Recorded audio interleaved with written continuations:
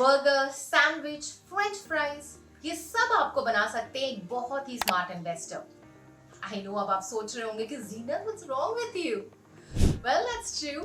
Hello everyone and welcome to investing 101। और आज के एपिसोड में हम जानेंगे कि क्या आपको डोमिनोज पिज्जा, डंकिन डोनट्स और ऐसे कई क्विक सर्विस रेस्टोरेंट के स्टॉक्स में इन्वेस्ट करना चाहिए या नहीं करना चाहिए, और should you just order and forget about it?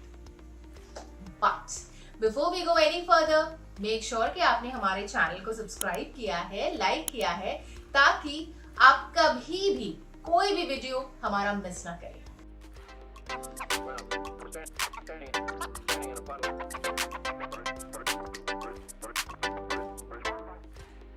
Alright, let's first understand कि QSR actually होता क्या है। QSR are quick service restaurant जहां आपको quick to make and quick to consume खाना मिलता है at a budget friendly prices. Think of Domino's, Pizza Hut, McDonald's, Burger King, Biryani House. All of these are quick service restaurant. QSR industry पिछले कुछ सालों में India में काफी boom हो रही है, and the reason is middle class का ग्रोथ, अर्बनाइजेशन और फास्ट पेस्ड लाइफस्टाइल के कारण लोगों का इंक्लिनेशन फास्ट फूड और कन्वीनियंस की तरफ बढ़ता जा रहा है। एंड स्पेशली हमारे जो यंग जनरेशन है ना, जिनको on the go tasty and convenient food options चाहिए। So why exactly is QSR culture booming in India, and as an investor should you be bullish about companies behind this? Well, number 1, changing lifestyles.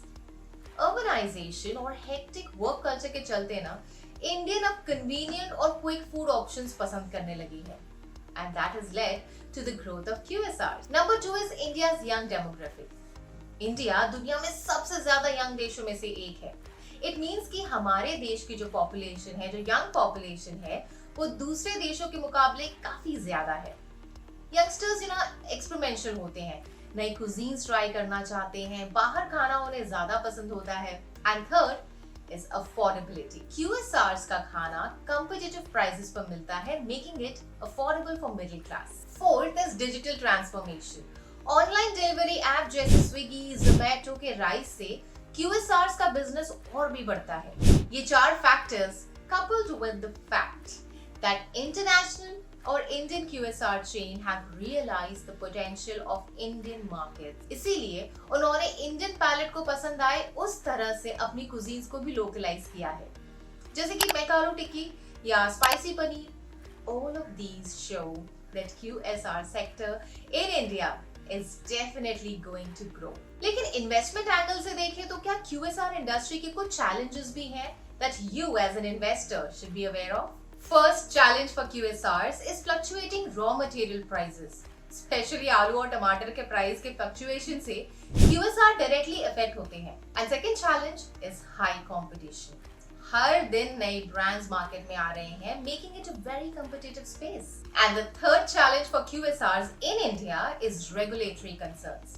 Health और nutrition के concern से government can impose regulation which can affect profitability. ये हम दूसरे कई countries में वैसे देख चुके हैं।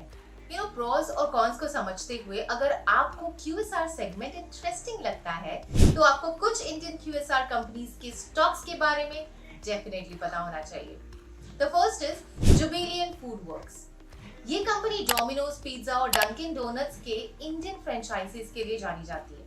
अब मार्केट में इसका परफॉर्मेंस काफी अच्छा रहा है, खासकर जब ऑनलाइन डिलीवरीज की बात होती है। Second is Westlife development.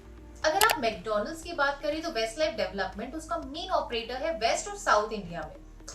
ये कंपनी कंटिन्यूअसली अपना मेन्यू इनोवेट करती रहती है इंडियन टेस्ट के हिसाब से। Isn't that amazing? And third is Burger King India. Recent में ही स्टॉक मार्केट में लिस्ट हुई। बर्गर किंग का इंडियन यूनिट ने काफी अटेंशन ग्रैब किया है। उनका एक्सपेंशन प्लान और अफोर्डेबल प्राइसिंग स्ट्रेटजी उन्हें एक प्रॉमिसिंग कंटेंडर बनाता है QSR स्पेस में, फॉर श्योर।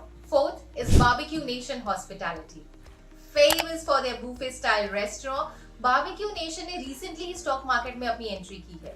यस, उनका यूनिक डाइनिंग एक्सपीरियंस उन्हें डिफरेंशिएट करता है अदर QSR से। आप किसी भी स्टॉक में इन्वेस्ट करें उससे पहले बहुत जरूरी है आपको अपने फंडामेंटल्स क्लियर रखना। नंबर 1, इंडिविजुअल कंपनीज पर रिसर्च करें, उनकी financial health, growth strategies, management quality और कॉम्पिटिटिव पोजीशनिंग पर नजर डालें। सेकंड, डाइवर्सिफाई करें, अपने सारे एग्स एक ही बास्केट में ना डालें।